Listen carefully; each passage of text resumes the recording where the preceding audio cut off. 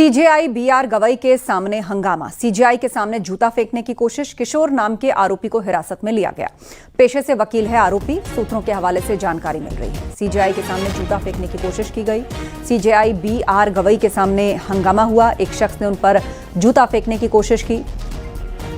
किशोर नाम के एक आरोपी को हिरासत में लिया गया है।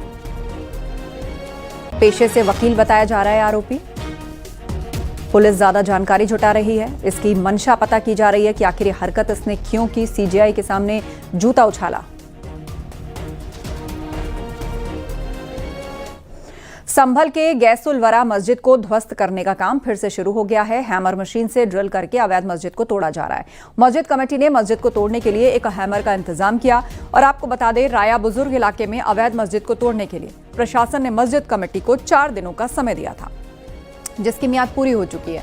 मस्जिद कमेटी का कहना है कि धान कटने का सीजन है, पर्याप्त मजदूर नहीं मिल रहे, इसीलिए देरी हो रही है। अभी आपके सामने देखो हैमर चलवा रखा है, समझे। कल तुम्हारे सामने जेसीबी भी चलवाई थी। अभी जो ये थोड़ा हैमर का काम निबट जाएगा तो आदमी लगाएंगे, जो है वो जैसे भी संभव होगा उसे हटाएंगे। 4 दिन का वक्त तो आज खत्म हो गया है, 5वां दिन है। क्या कहना है प्रशासन? अब साहब 4 दिन का वक्त तो खत्म हो गया। बताओ, धान कटाई चले, लेबर मिल नहीं पा रही है, समझे। बिल्डोजर से बात करिए अभी भी, अगर जेसीबी मिल जाती है तो आज जेसीबी फिर चलवाएंगे। संभल के राया बुजुर्ग की गौसुलवरा मस्जिद को हटाने का फिर से काम शुरू हुआ है। प्रशासन के आदेश पर ये पूरी कार्रवाई की जा रही है। दरअसल में कोर्ट ने इस संबंध में इस मस्जिद को तलाक ज़मीन पर पाया था और इसको हटाने का ध्वस्तीकरण का आदेश दिया था।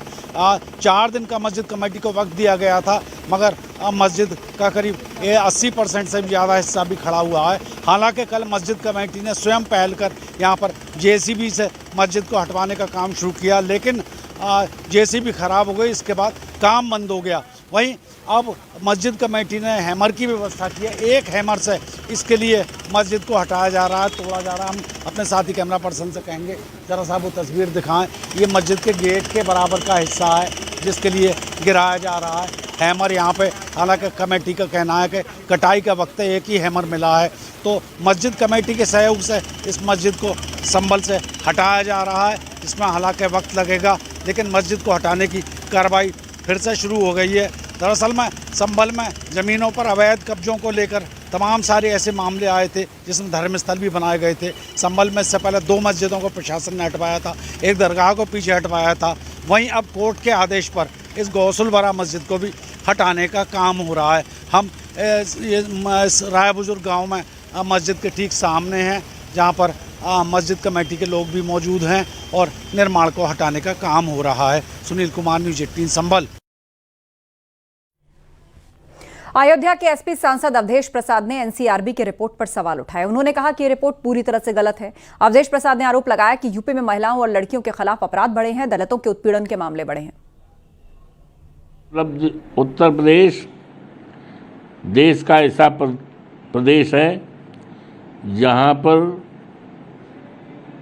अपराध बढ़े हैं, जहां पर बालिकाओं के साथ, महिलाओं के साथ बलात्कार, छेड़खानी की घटनाएं बढ़ी हैं। दलितों का बड़े पैमाने पर उत्पीड़न हुआ है और अपराध बढ़ रहे हैं और बढ़ रहे हैं। जो रिपोर्ट, आप जिस रिपोर्ट की बात कर रहे हो, वो ज़मीनी हकीकत नहीं है। अपराधियों पर योगी सरकार की कड़ी कार्रवाई से अपराधी थाने में सुधार की कसम खाने को मजबूर हैं। इसी क्रम में गाजियाबाद के लोनी थाने में कुख्यात लुटेरे और स्नैचर पुलिस की मौजूदगी में हाथ उठाकर अपराध नहीं करने की शपथ ले रहे हैं।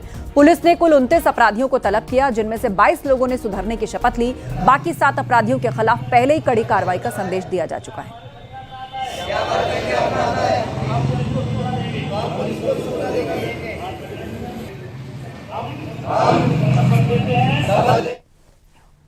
सीएम योगी वाराणसी के 2 दिवसीय दौरे पर हैं। उन्होंने गौशाला का निरीक्षण किया। श्री अन्नपूर्णा ऋषिकुल ब्रह्मचार्य आश्रम में छात्र छात्राओं को प्रमाण पत्र से लेकर लैपटॉप और महिलाओं को सिलाई मशीन बांटी। अपने संबोधन में सीएम योगी ने कहा कि नारी शक्ति का सम्मान भारत की संस्कृति है। इस मौके पर सीएम ने कहा कि शांति और सौहार्द के लिए दुनिया को सनातन के पास आना पड़ेगा।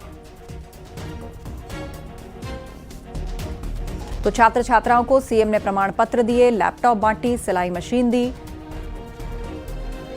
पौधारोपण किया। वाराणसी के दौरे पर हैं सीएम योगी। सीएम योगी ने यहां गौशाला का निरीक्षण भी किया।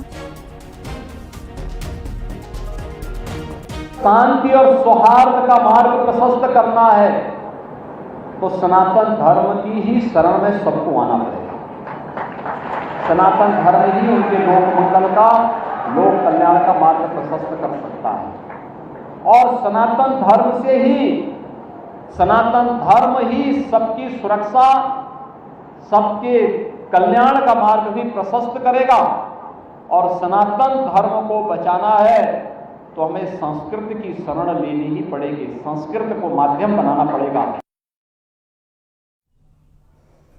लखनऊ से खबर है, कोल्ड ड्रिंक कफ सिरप पर यूपी में भी रोक लग गई है। कफ सिरप के आयात निर्यात पर पूरी तरह से रोक टोक। टेस्टिंग संस्थानों में दवा की सैंपलिंग के निर्देश। संस्थानों से कफ सिरप के लिए जाएंगे सैंपल। लखनऊ की लेबोरेटरी में जांच होगी। प्रदेश के सभी ड्रग इंस्पेक्टर्स को निर्देश जारी कर दिए गए हैं। औषधि विभाग की तरफ से आदेश जारी किए गए हैं। प्रदेश जिस कफ सिरप को लेकर के देश में विवाद छिड़ा है, बच्चों की अस्वाभाविक मौत हुई है, बहुत ही दुखद है। हमारी सरकार ने कभी भी ऐसे कफ सिरप को नहीं खरीदा है और मैंने एडवाइजरी भी जारी की है पूरे प्रदेश के नागरिकों को कि ऐसे कफ सिरपों से बचें, बिल्कुल ना उनका उपयोग में बच्चों के लिए करें। और कल ही औषध नियंत्रण विभाग ने इसको उत्तर प्रदेश में बैन कर दिया है।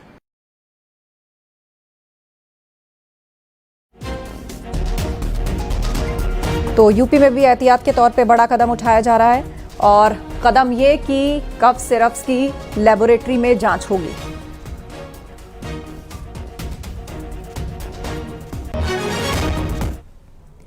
और सीधे अब आपको